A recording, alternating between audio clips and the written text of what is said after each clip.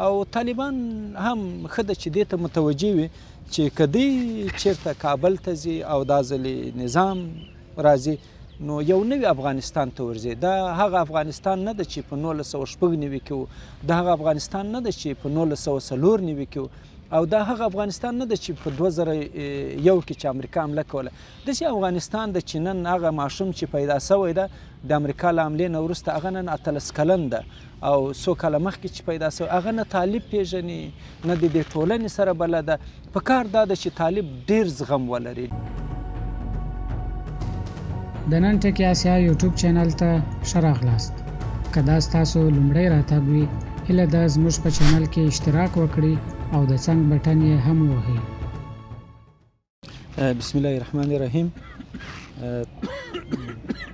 ډیره مهمه دغه مسایل چې سړی باید ولس سره شریک کړي، طالب مشرانو سره شریک کړي، افغان سیاستوالو سره شریک کړي. زه د موقع نه په استفاده غواړم چې له همدې ځای نه زه به دې پوښتنې ته مشخص وروسته راسم. زه ځینې وړاندیزونه طالبانو ته هم لرم، ولس او سیاستوالو ته هم لرم. دا یو ډېر ښه کار وسو چې امریکا سره تړون وسو او د هغوی د ځواکونو د وتلو لپاره مهالویش اعلان سو. دا یو لوی پرمختګ ده. له دې سره سره اوس نو دا سترګې طالب ته مو راوړي او هغه چاته چې طالب وکولی سوای په دغه وخت کې هغه ایران چې له دوی سره ستونزې لرلې له هغه سره یو ډول په اړیکو کې پرمختګ وکولی سو، هغه چین چې له طالب نه ویره لرله او طالب وکولی سول چې چین ته قناعتونه ورکړي، هغه روسیه چې یو وخت کې د طالب ضد وسلوال سپورټول طالب وکولی سوای چې هغوی سره اړیکې ورغوي، او حتی هغه امریکا چې د طالب په مرګ پسې، د طالب په وژلو پسې، د طالب په ورکولو پسې راغلي وو، طالبان وتوانېدل چې د مذاکراتو د لارې د سیاست د لارې له امریکایانو سره جوړجاړۍ ته ولاړ سي. نو زه فکر کوم چې دا به اوس طالب ته ډیره اسانه وي چې له خپلو افغان سیاستوالو سره څه ډول مخ ته ولاړ سي. دا چې له ایران، چین، روسیه، امریکا سره مخ ته تللی سي، طالب کولی سي چې د خپلو افغانانو سره په دغه پرغه کې د جګړې په برخه کې څه ډول دغه جګړه ختمه سي او له افغانانو سره په راتلونکي باندې بحثونه وکړي. او ټول زما هیله دا ده چې ټول طرفونه تمرکز په سوله باندې وکړي، سولې ته د رسېدو دپاره چې څنګه موږ دغه اوږده جګړه ختمه کړو. او کومې څرګندونې چې د بندیانو په اړه باندې کیږي، زه فکر کوم چې دوه غټ لاملونه به وو. یو دا چې په دې ورځ باندې تړون وسو او غوغا یې جوړه کړله، خلک ټوله نړۍ ورباندې غږېدله. د دې دپاره په رسنیو کې دا یو فارموله ده چې څه ډول ذهنیت بل طرف ته واړوي.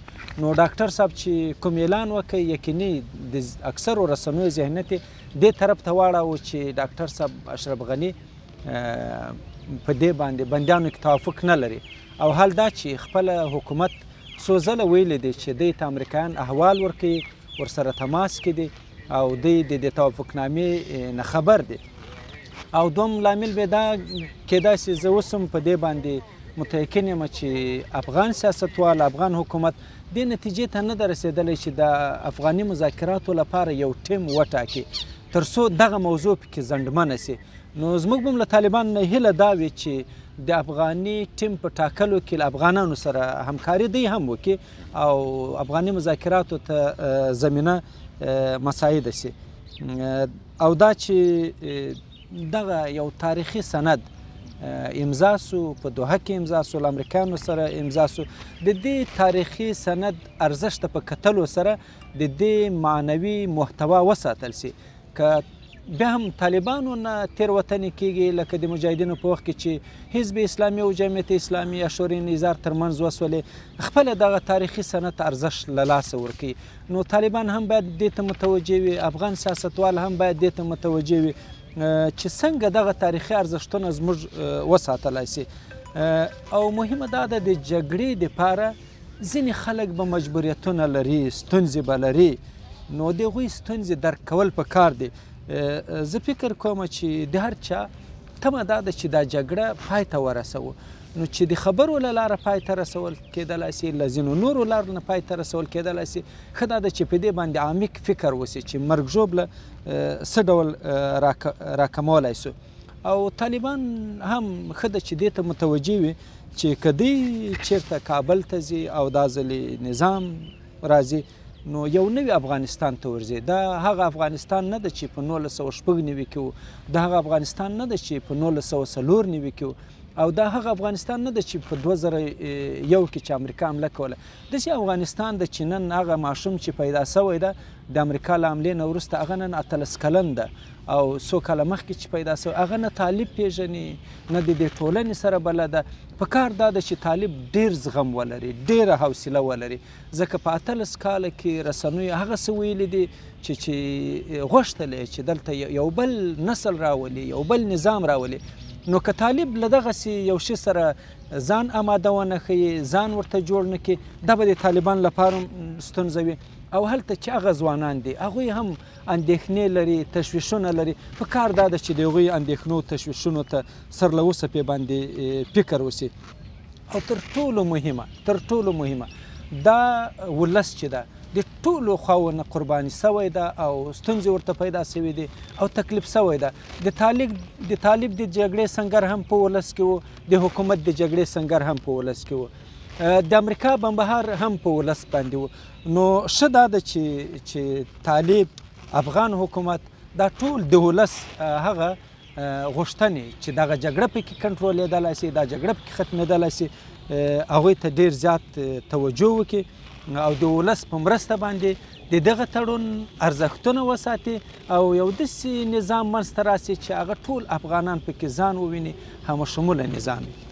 یو خبره چې دغه د طالبانو او امریکا ترمنځ مذاکرات نه وو پیل سوي، زما په یاد چې امریکایانو غوښتنه کوله چې طالبان له دوی سره په دې کې همکاري وکړي چې د طالبانو په اړه چې کوم ذهنیت په امریکا کې جوړ سوی ده هغه ذهنیت، یعنی هغه خراب ذهنیت، هغه سم سي. یعنی طالبان مرکې وکړي، طالبان وایي چې موږ دا کوو دا، خو بیا د طالبان لخوا ورته ځواب دا و چې زموږ نامبدي تاسې کړې ده، دا ذهنیت سازي باید تاسې وکړئ.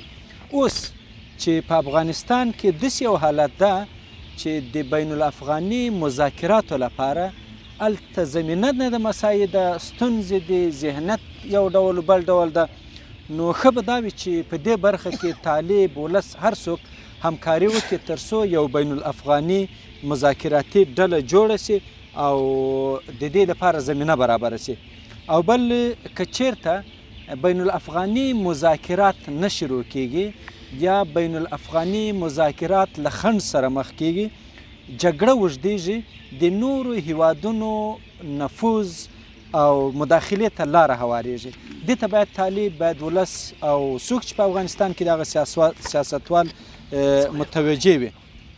همدارنګه زموږ غوښتنه دا ده له ټولو ښکلو لارو څخه چې په بین الافغاني مذاکراتو ناستو کې د امریکا رول ډېر زیات نه وي او امریکا داسې خلک فکر ونه کړي چې امریکا په هغه کې مشري کوي یا خاص رول لري. بین الافغاني مذاکرات باید خپله افغانان مخته یوسي. همدارنګه د سولې په دغه حالت کې ښه دا ده چې داسې څرګندونې وسي چې د ښکېلو لورو ترمنځ باور جوړونې ته لاره مساعده سي. او همدارنګه زموږ غوښتنه دا ده چې طالبان دې د مدني ټولنو، رسنیو، سیاستوالو، محللینو اواز واوري، له هغوی سره د کیني، د هغوی انتقادونه، د هغوی غوښتنې هغه د په سړه سینه واوري او د راتلونکي لپاره د بحثونه ورسره وکړي تر څو په افغانستان کې دغه اوږده جګړه ختمه سي او داسې یو نظام راسي چې بیا ټول افغانان پکې خپل ځان وویني.